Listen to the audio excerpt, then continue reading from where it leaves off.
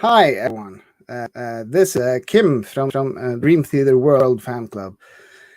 I've been running the Dream Theater Fan Club since 2016 now, 2015 actually. But I've been working in Dream Theater fan clubs since 2002. I've been working with Dream Theater on their actual website since 1999. I've actually been working with them for over 20 years now. So I know these guys since many years ago. We first met. So I'm going to introduce you to a couple of friends of mine who are going to join. So first up is John Myung. Hi, Hey, John. hello How everyone. you doing? Hi Kim. Good. So how are you dealing with pandemic situation that's going right now? Just taking it day by day, dealing with it like everyone else. And what helps is going out for a walk when I can, going out, and that usually I feel better after that. But other than that, it's difficult. Everything just takes that much more time to get done. It's kind of depressing, but it's the same. You just got to work through it. You get to rehearse a lot of stuff on instruments. Right. So I'll also bring in the second guest now, and that's Mr. James LaBrie. Hi, James. Hey Kim, how are you? I'm doing very well. So, how are you dealing with the pandemic situation that's going on up in Canada? Yeah, well, my situation very similar to John, and I would think most people at this point is, it's difficult. It flipped the world upside down. It definitely did in the music industry. Any type of entertainment field has been affected, and so have many other businesses around the world. But yeah, I too, along with the family, we go on walks or do a lot of swimming in the pool, or actually, right now I'm working on an acoustic album with Paul Logue from Eden's Curse, and so we're working on that. We're doing really well with it, so we're trying to keep it very organic. So mostly acoustic guitar driven and voice, and it's coming along amazing. So I'm keeping myself busy with that so that I don't go stir crazy, and then just keeping a good spirit about everything, and knowing that inevitably we will get through this, and hopefully we will have or the powers that be will have learned from this, a lesson well learned, so that we can never have to venture into this situation again. That's a dear. I just wanted to start out just by taking it all the way back. So I just wanted to ask each of you, what was the first time you realized that you were interested in music, and what was the first instrument you picked up and started like really rehearsing? Who are you asking this? Both of you, so John. You could go first, James, if you want. I didn't really catch the message here, or the question. When did you start? When did you find out you were interested in music, and when did you start picking up instruments and playing instruments? And what was the first instrument? Okay, a couple weeks ago. I found out. No, no. I've said this several times in interviews, but I was around 5 years old, and I noticed that I was very attracted to anytime music was playing, even in the background radio, anything like that. Or if my father or mother was playing music on the stereo, the home stereo system, I would be intrigued. And I remember the first thing that took me was the drums. And my father was into jazz and big band music and all that stuff. So he turned me on to a drummer called Gene Krupa, and he was an incredible drummer. And so I started listening to a lot of his recordings, and I got my first drum set when I was about like 5.5 years old, and started playing drums. I played drums until I was 17, knowing that there would be that wasn't something that I was going to be able to stay, stand on the world stage confidently. And so, but at the same time, I loved singing because my father was a singer, my mom sang, it was just something that I'd sing along with the radio or sing along with albums. And I kept doing that. And through elementary school, I was singing in contests. And so that thing was always on my mind, even to the point where when I got in to my first rock bands at 12 years old, I was the singer and drummer. So, but knowing that the drums were going to go and that my main focus was going to be singing. And so that's kind of how it all came together for me. Right. For me, I think it was more of around my mid-teens, making the transition from violin to bass. And around then, I started realizing the effect that, bands like Rush and Yes and Maiden and Sabbath, all those bands were kind of what we were all listening to and jamming to. And that's when it really struck me, is that, wow, you could make a living doing this, I think. I think it sounds like a good idea for me as well. So that's about when it started, mid-teens. What was the first album you bought with your own money? I don't know, probably Stairway to Heaven, I think. Mm-hmm. Yeah, that's funny. Because it would have been with me. It was I was into both like Zeppelin, and so it was like Zeppelin 2, Zeppelin 3. Right. I remember doing that, and yeah. Mm-hmm. So you've been doing this stuff for a lot of years now. What's like?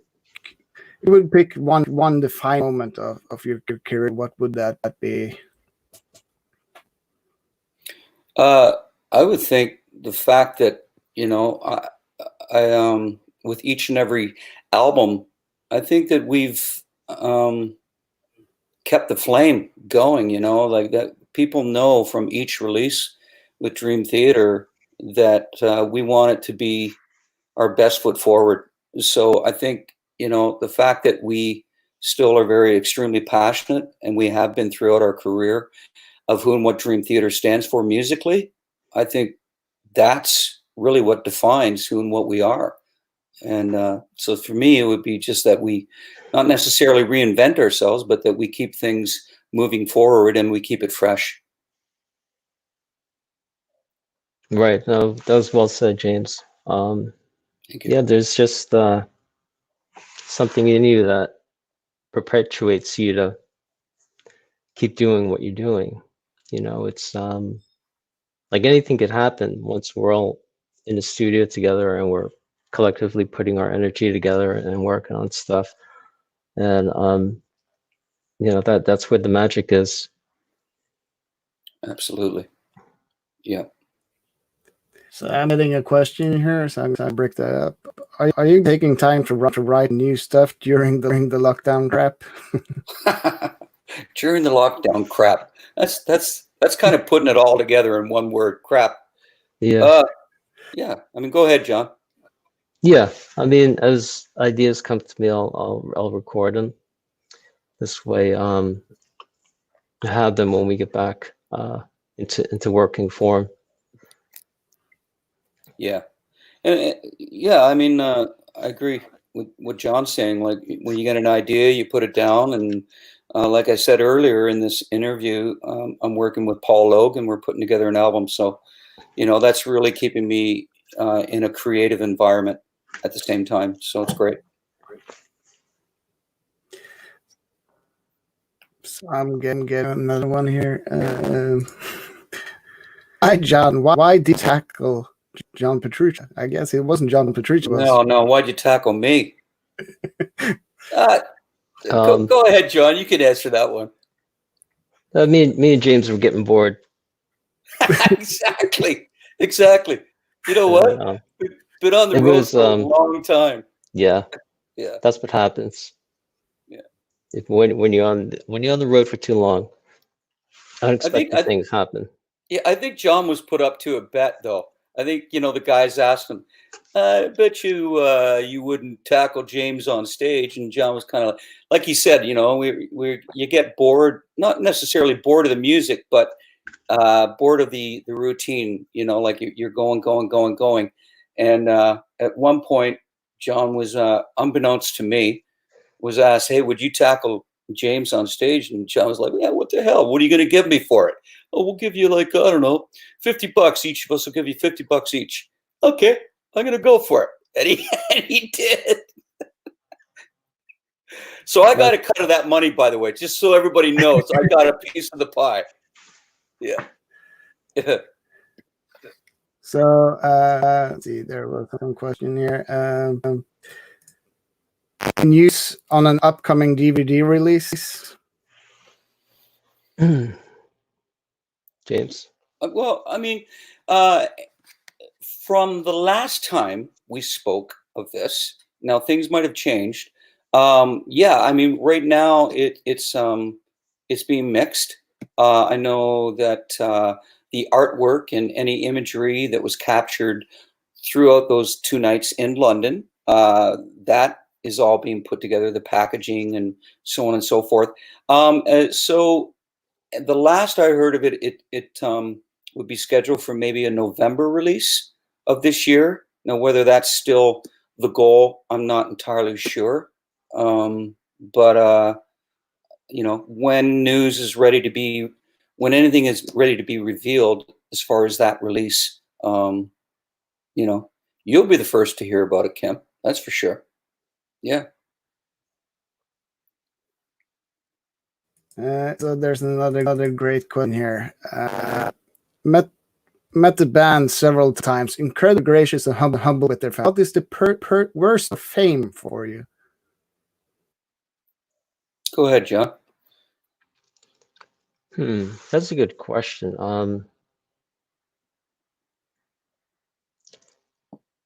I don't think there is a worst part, It's That's right. it is what it is. Yeah. You I know, you think, you make it what it is. right. I mean, for me personally, I think like there isn't, like John said, I completely agree, John. Like, how can you say there's something that's really bad about what you're doing when you're fulfilling and living your childhood dream? I mean, sure, like any business, you have a lot of responsibility. You have you have to stay in the game. You have to be active. You have to be producing something that keeps the fans and anything else intrigued. But I would say for me personally, if I had to pick something that I don't like about what we've been doing for 30 something years, it would be um, you know, being uh, on the road away from family. That to me is probably the hardest part because there's a lot of hours in the day. And, when we're on stage for the 3 hours that we're on stage, interacting with our fans, that's what it all comes down to. And that's what you look forward to. But there's all those other hours. Sure, okay, 8 hours sleep. And then what do you do with the other 16? You know? But so I think it's just it's that part for me. It's being away from your family.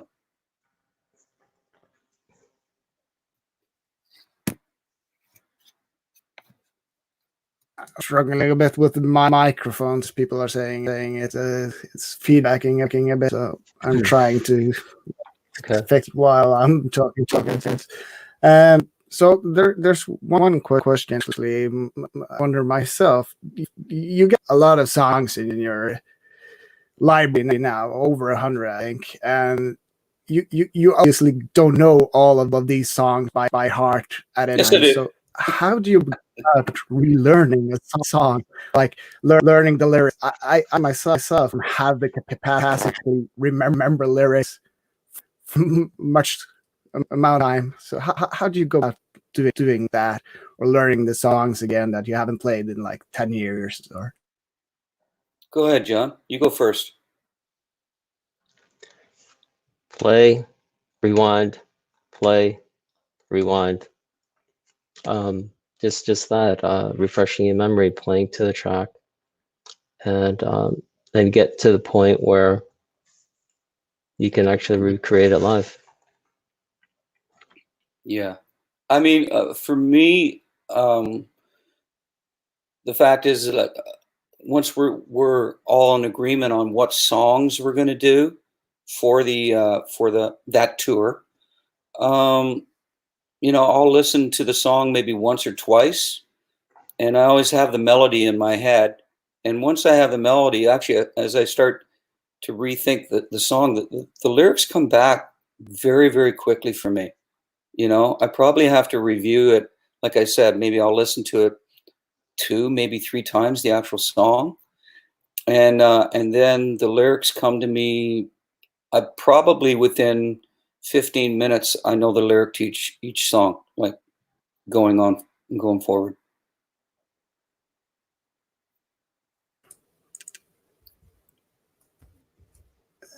So, Victoria from Dream Theater USA asks, "Hi guys, what is something positive that has come out of this quarantine period for you?" That's a good question. I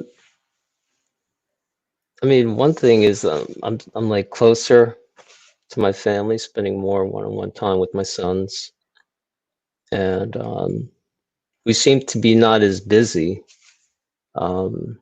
So in a way, it's kind of brought the family together a little bit more, spending more time, and so that's I see that as one positive thing.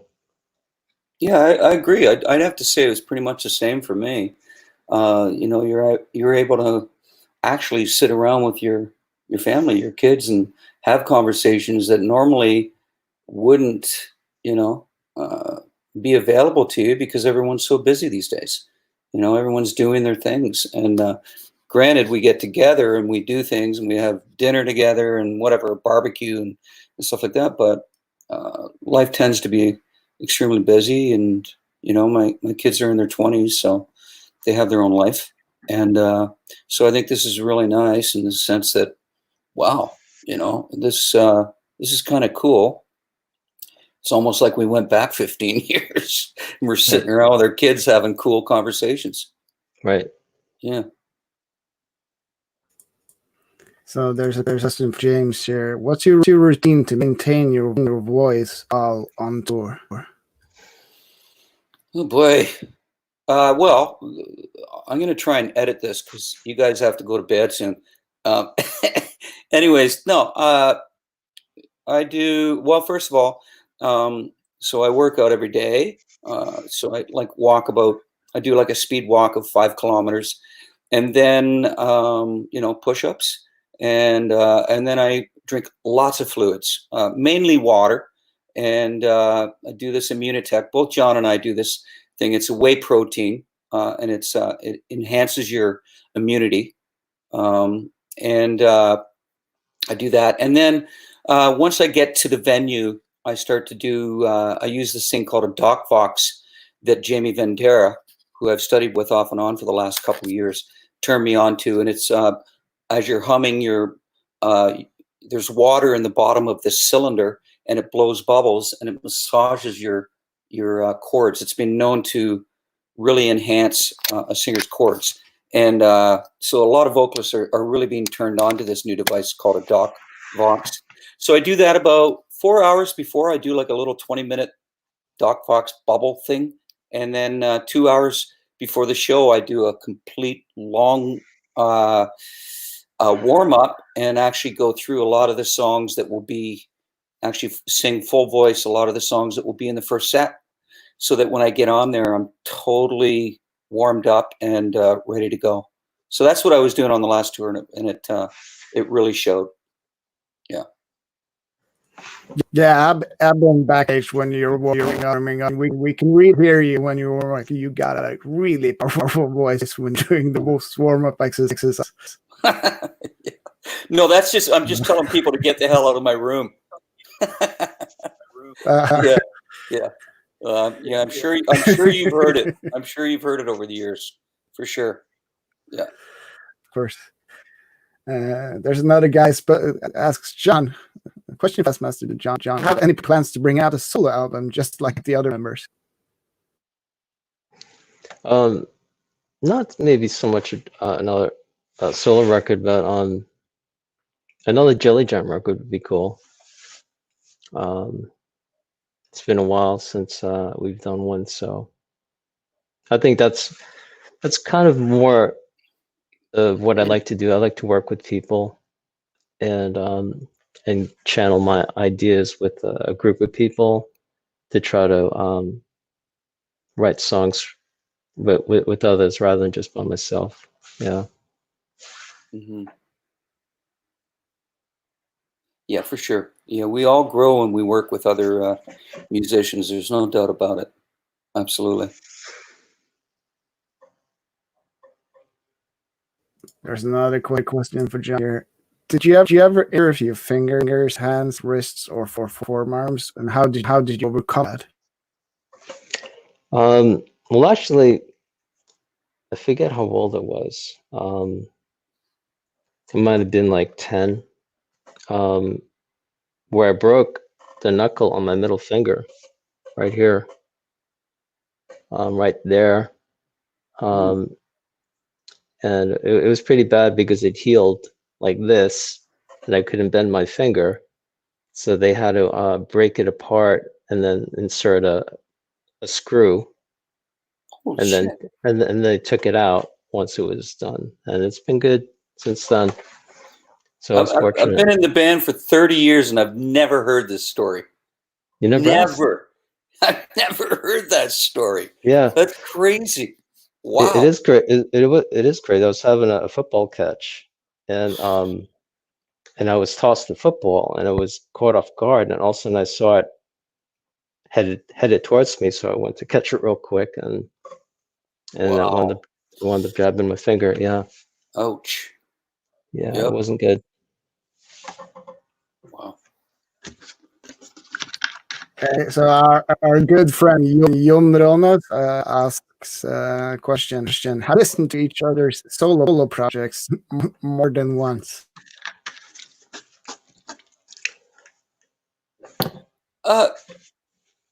No, I think I'd listen to them once. No. I mean, I'll definitely listen to. John was just talking about Jelly Jam, and I'll listen to some of that. And Jordan puts out stuff, and well, John Petrucci. It's been a while since he's put out a solo album and that. But no, I mean, I listen to it. I definitely listen to them and appreciate where these guys are coming from, and I can always kind of hear their influence musically.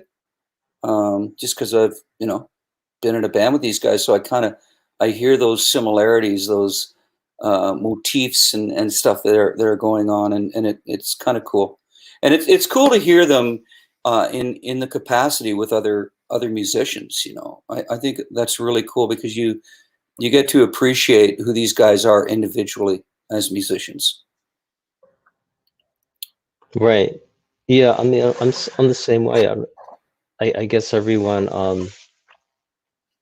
will hope that someone else in the band will listen to what they do, but I guess when we have time off, we all have our own.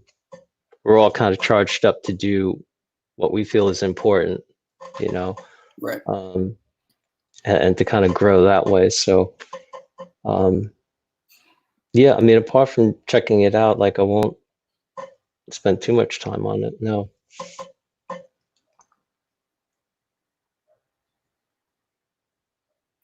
I was supposed to unmute myself, not remove myself. You were about to leave us, were you?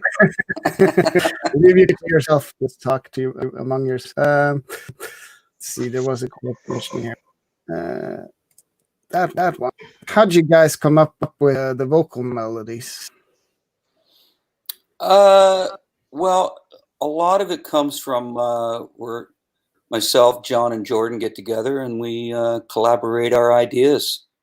It's kind of like that, unless one of us has a very, very strong and concrete idea as to where that song should go melodically. And I mean, we have to agree. I mean, especially I have to agree because I want to feel comfortable singing it, and I have to believe in it to want to do it. But basically, that's how it's come up come to the point where we are decided on any one of the melodies that become part of the songs. Question for both from Nando Espina Vicentini. What's your favorite Dream Theater song to perform live and why? Geez, you want to take that, John? Hmm. Smokes. Favorite DT song? I can tell you what one of my favorite DT songs, two of my favorite DT songs were to do on the last tour. One being Fall Into the Light. I love singing that song and performing it. And At Wit's End, because it's just a freaking monster. Musically, these guys like John and the rest of the guys get to show who they are as musicians, and it just knocks you over the head. It's like a sledgehammer, and it's the epitome of dream theater. You know, it's so dynamic, it's progressive, it's heavy. You know, and the same with the with the melody in that song. So those two songs I look very much forward to. Overall, you know, that is almost an impossible question to answer. What's my favorite? You know, Yeah. it would depend on your mood. Yeah, Really. I don't. There is no answer to that one for me. Yeah. It's all just music. But let me ask you, John, what was your favorite song to play in the night when we were doing our last set? Our last set? Yeah, like you know, what do you think? I mean, even though we were doing scenes from a memory, I mean, come on. But I mean, yeah. it's one big song to me. I get it. I get it, man. I totally get it. It's one, like the whole evening is just one big musical ride. You know, I don't see it in small chapters. Yeah. It's just the big. Yeah. I'll tell you another song here. I'm going to say this from Scenes from a Memory every night. I love doing Home and Finally Free. Those two songs because they just they're so powerful. Not that the other songs aren't, but those, you know, it's like one is really setting. It's the whole transition in the story. The other one is you know, just kind of bringing everything around and kind of concluding everything, you know. So there's a asking, how do you manage to live with your personalities during tour? Because you're quite close together when you're on tour. Mm-hmm. I mean, we've gone through our growing pains, you know. You know, when you first start out as a major touring act, you know, you see each other for what you really are, and we all have our quirks, we all have our idiosyncrasies. But you know, the longer you do this, the more you come to respect who and what each guy is in the band, and we all know how to go about you know, giving each other space. We all have our routines, so even whether it's a show day, you know, we all know that, oh well, he's going to be doing this and he's going to be doing that during the day, and whether if it's you know, off days, even when we have a day off, we kind of all do. Even on days like that, we kind of do our own thing. So I think you just tend to appreciate each other for our differences, you know, and you Right. accept it. Yeah, definitely. I think the older you get, the more understanding what we are. I think probably like there were more arguments when we were a lot younger. But I think it's just the big thing is just patience, right? You just have to be patient and wait for the love to come back, you know, and then and that's how you stay together. Uh, there was a question here. I lost, but said, "Have you ever given Mike Mangini something to play that was difficult from?" Have you ever? I didn't quite hear you. I'm sorry, Kim. Have you ever given Mike Mangini something to play that was too difficult for? I don't know if that's possible. No, I don't think that's possible. Yeah. Yeah, Mark. Mike could play anything. Yeah. Yeah. He's an incredible talent. Yeah. I think if anything, Mike would probably love the challenge if you said, "There's no way you're going to be able to play this." He'd be like, "Oh yeah," and he'd come back playing it for sure. You know. So nah, I think he's quite capable to do anything. Yeah.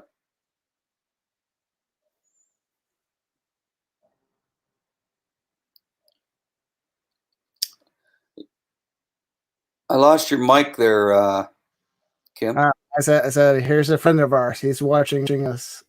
Yeah, I told him to stay away, Jordan. Yeah, he's lurking in the background.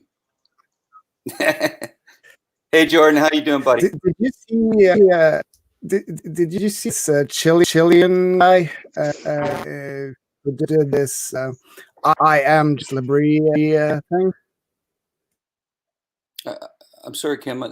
You kind of like you went away there again. You can do that again.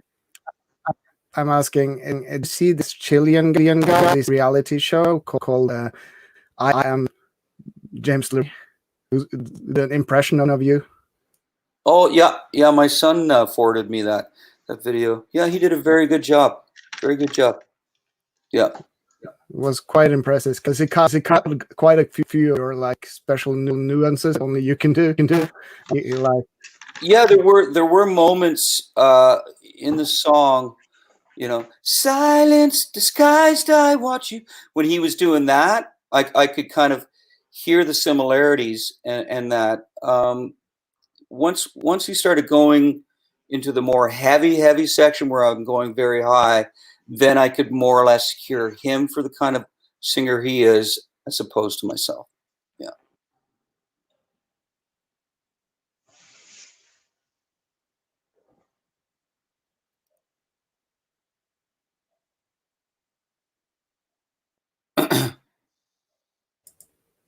Do you remember been struggling finishing to write a song? Do you remember anything like that, John? The only part where I think it gets like that is well, once it comes time to finish up lyrics to get the vocals on the way. So sometimes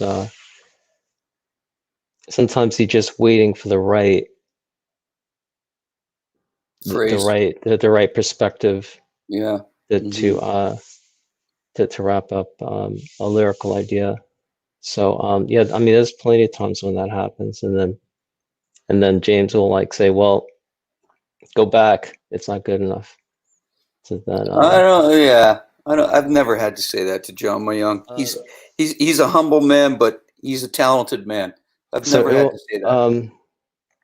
But I think that's very challenging when it comes to that because words have power. You know, every word has a charge to it, a certain electricity, and it's how they flow and how user friendly they are for the voice. So there's a lot of considerations. Yeah. Yeah. Mm-hmm. So there's a base question. What's special or what's unique about Music Man, specifically bongo, that choose that kind of bass? Stylistically, it's the perfect fit for me, and they're very great company to work with. And I actually have an artist series model that is going to be released soon. I'm actually very excited about it. And so they're just the ultimate, you know, for me as a bass player, in terms of stylistically what their instruments do for me.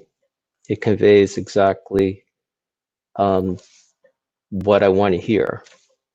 When I hear back the way I think it should sound, that's the way it sounds. So it's musically, it's the best instrument for me. That's what that's what they made for me.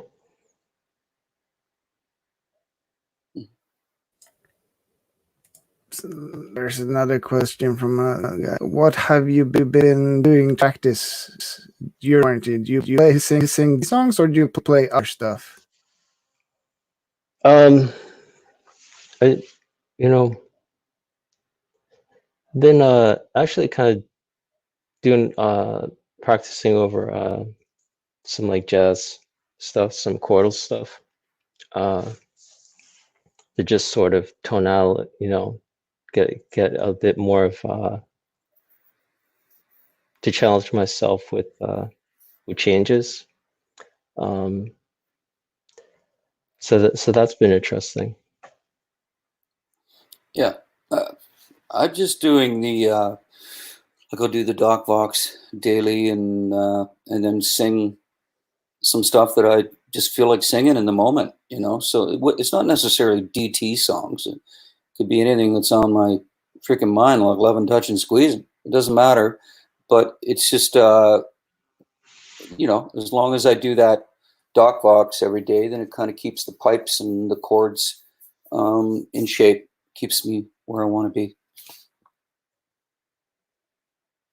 There's a guy who's really intensely want to have this question answered. He's asked like 20 times. James, would you like to make a glam rock album like the? Nah, I don't. I don't think I'm there anymore. I mean, you know what? Winter Rose was a blast. You know, Rich, Chicky, and I, and we're still great friends. We had a blast doing that, and at the time, um, that's where we were, and that's you know, that's how we were expressing ourselves musically. Um, and thankfully for that, you know, I that's what Dream Theater heard, you know, before I became the singer for the band. So, but you know, I mean, I appreciate it. I've listened to it once in a while, like not the whole album, but you know, a song here, a song there, like a song like "Saved by Love" or "Asylum City" or something like that, and it's cool. You know, I think for the time it was really something that was definitely in the right pocket, and something that was relevant. But for me to do that again right now, no, I don't think so.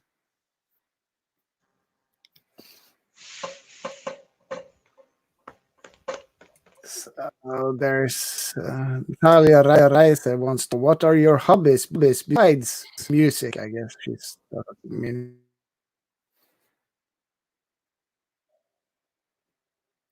Uh, I I don't know, like well, my hobbies would be I love downhill skiing, so I love to be doing that.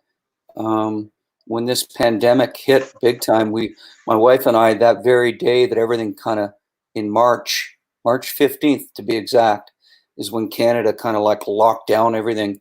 We were set to fly out that day to Lake Louise, a beautiful ski resort out west, and so we had to cancel everything. And that I love to you know do that. I love to bike, do biking. You know, I love to go camping. I love to go boating. That's what I love to do. So I'm really fond of the outdoors. Yeah, big time, big time. Probably because when we're on tour and that, we're always indoors. Right. You go tenting and stuff. Sorry. Do you go to hunting and sleep outside overnight? For camping? Yeah. Yeah. Well, camping, we have a Do you, no, we have a big 30-foot trailer. It's like a house, so it's not really camping. It's luxury camping, you know. But uh, you know, we call it glamping. yeah, yeah, right. But I was a tenter. My wife and I were tenters for many, many years. So, eh, you know, yeah, for sure. And John, Um, see your hobbies. as for myself, you know what? What I do is a hobby. Um, but the work to me is play. Is work. It's what I love to do. So um, the other hobbies that I have is just sitting in my home studio and just learning how to um, use the equipment that I have better. Well, there's like a lot of recording things and um, software. Recording software is a whole other instrument within itself. So I actually have um, a hard time. I never get through everything that I want to do. So That's a common. to me, what I do is my hobby. My hobby became my job. So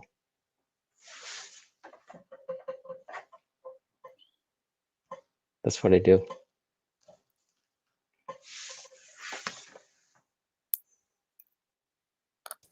Just trying to see if there's any other questions here.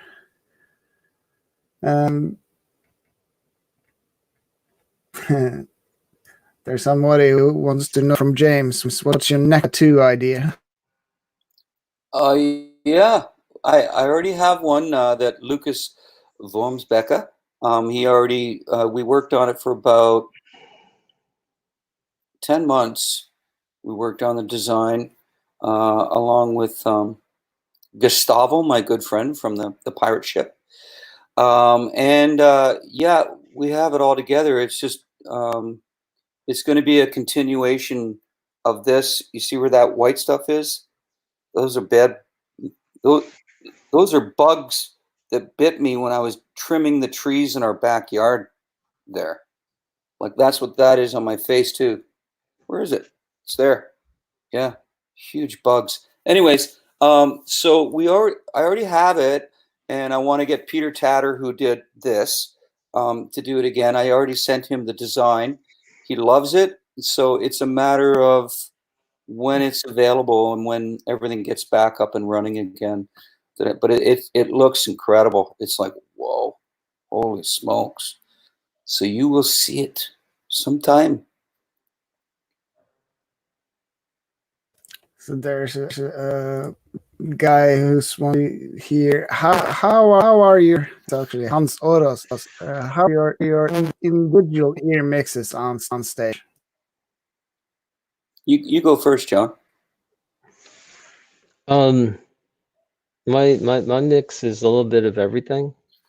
Um, but it's heavier. It's more centered around bass, and I have three different layers of bass sounds going into my feed. Um, one is distorted, one is clean, and then one is just sort of like a glue between both of them.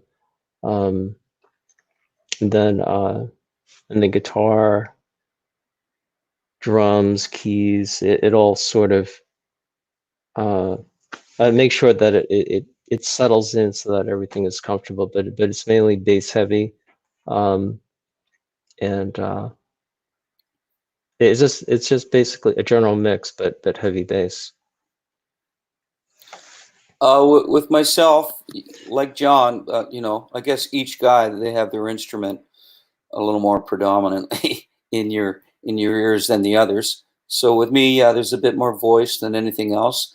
But I have John Petrucci 10 o'clock in my ears, if you were to look at a clock, and then I have Jordan at 2 o'clock, in my right ear, and that gives it separation, and I can hear both their instruments a lot better. I have John Myung up the center, along with the drums. And drums, I only have hi-hat, snare, and the kicks, because if I was to take in all the toms and that and the racks with the cymbals, it would fry my ears, and I wouldn't be able to distinguish. There'd be no separation with the other guys coming in. So it's just primarily hi-hat, snare, and the double kick coming from Mike.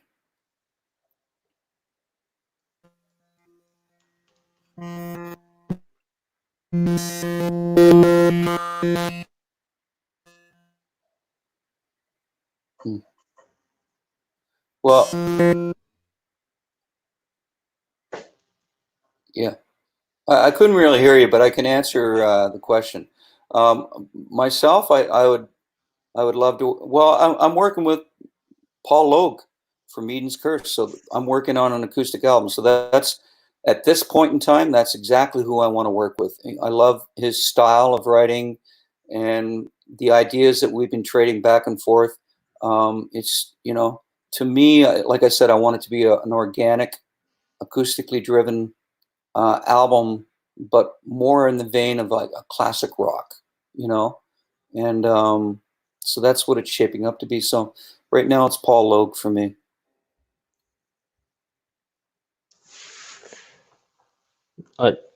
I'd have to really think about that. I don't know. It would be cool to take lessons from. It would be cool to work. I don't know. What about the classical greats? Beethoven, Bach, and Chopin. It would be cool to study with them.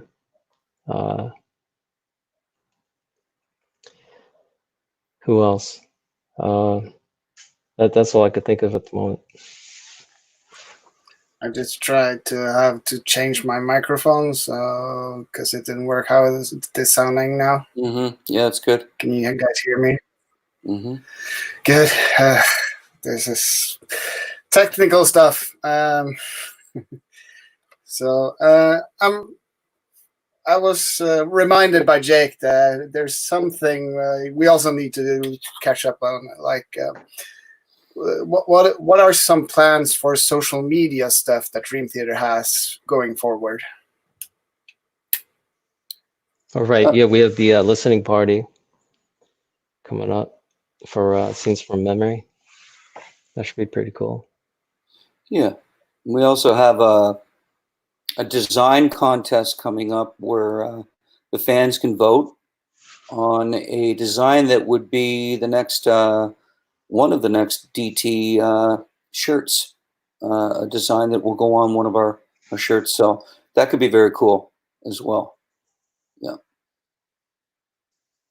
And there's virtual listening parties that we're planning on doing at some point in the future. So that could be extremely exciting for a lot of fans. And, I mean, I think it's really important that we are staying in contact and that we're remaining interactive with our fans to let them know that, hey, you know what, we're still here, and we, first and foremost, we want to put it out there that, we hope everyone is safe and everyone is healthy, and we can't wait until the day that we can reunite, which we love to do, is being on stage and hanging out with our fans and playing the music and celebrating the music, basically. But these things that we're talking about, like what John mentioned, I'm mentioning, this is sure ways of us staying in contact and getting through this together, and still having that great relationship because of the music. Right. Did you mention the T-shirt contest? Yeah, I did. Okay. There was I think there was, I'm not sure, probably Kim knows more than we do when it comes to this. I'll bet you honest, do, right? I was just told to ask you guys questions. So.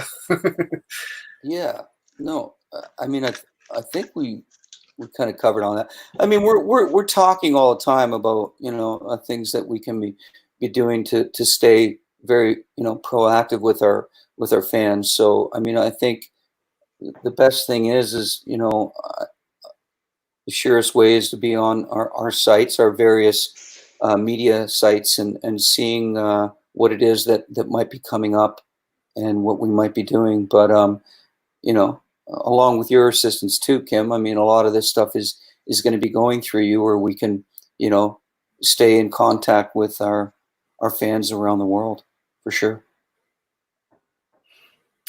So let's see. Any new bands or albums you guys are listening to, like from other artists?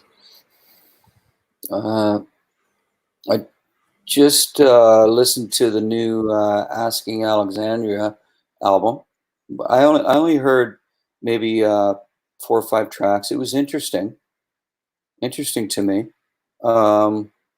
It's like those guys are trying to turn a new page in their musical direction, which I think is kind of cool. They're experimenting, and it's not just all about being heavy in that. Like they're trying. There was a lot of pop sense in there, but well executed. And Danny sounds good, on the voice. And yeah, I mean, what else have I heard? I'm not sure if I can comment on anything else at this particular moment. Yeah. Yeah. I mean, usually at the end of the day, I'll try to pull up a record that I haven't heard of. And last night I was actually listening to some Jeff Beck. There was an album Right on. that came out. I forget the name of it, but it came out in 1999. Off the top of my head, I can't remember the name of the album, but it was pretty cool. Blow by Blow. Right? Another classic, yeah. Yeah. It was like incredible. I've actually been going through my late father's record collection and CD collection and organizing that. He had like a couple of hundred old prog and hard rock and jazz rock stuff. So I've been going through all that stuff, discovering a lot of stuff I never heard, like Weather Report and stuff like that. Oh yeah. Classic jazz fusion stuff. Oh yeah. Wow. So your dad brought you up, so you were destined to want to. You were destined to want to listen to a band like Dream Theater, judging from what you just told me. Yeah. He was the one that brought me into it. He bought all the first albums. He actually bought the first album back in '89, and he played, I guess it was A Change of Seasons, the EP, and Falling into Infinity endlessly in the car. So I had no choice but to become a fan. I was brainwashed. That's great. Yeah. Well, thanks to your father. Yeah. So cool. And there's a lot of questions about the DVD, but we already answered that. So go watch the stream. I mean, one thing I will say, and John too, you can comment if you want, but this show that we went out on, and obviously it was iconic in the sense that we were celebrating Scenes from a Memory's 20th anniversary, and that was such a huge album. So many of our fans were enamored by that album, and just to be playing that live every night and seeing the reaction on the fans, from the fans, to the point where depending on the song that you're playing at any given moment, singing and very animated. We'd see every night when we were doing Through Her Eyes, people crying. Same with Spirit Carries On. People became very emotional, and then you'd see the heavy metalers getting into it with Home and stuff like that. But it was such a great experience, and I think I don't think, but I think what's really going to be appreciated with this DVD is that our fans, when they're watching it, are going to experience that, like just the kind of electricity that was in the air, and just how magnetic and magical the evening brought with it. I mean, Kim, you saw these shows, and it was just, there was something going on that was even during the first set when we were playing songs from Distance Over Time. It just, everyone was in the right place, emotionally, and it just kind of just always carried forward each and every night. That was the experience, that was the visual that we were getting from the stage. It's quite interesting because I've been following you for 25 years now, and Falling into Infinity was the first tour I went on, but the original Seeds for More Memory tour was the second time I ever saw you live, and we played 2 nights in a row in Oslo back then. Oh, okay, right. So getting to see that and experience that 20 years later, and seeing a whole new generation just experiencing that, while also seeing the nostalgia factor from the fans that has been with you since forever, it was just magical. Yeah, you could feel it in the audience, the electricity they experienced from hearing that set. Yeah. A lot of people haven't heard it before either. Yeah. Well, and that was the thing, and you could kind of tell, because obviously, like you said, the demographics was anywhere from 15-year-olds to 65-year-olds.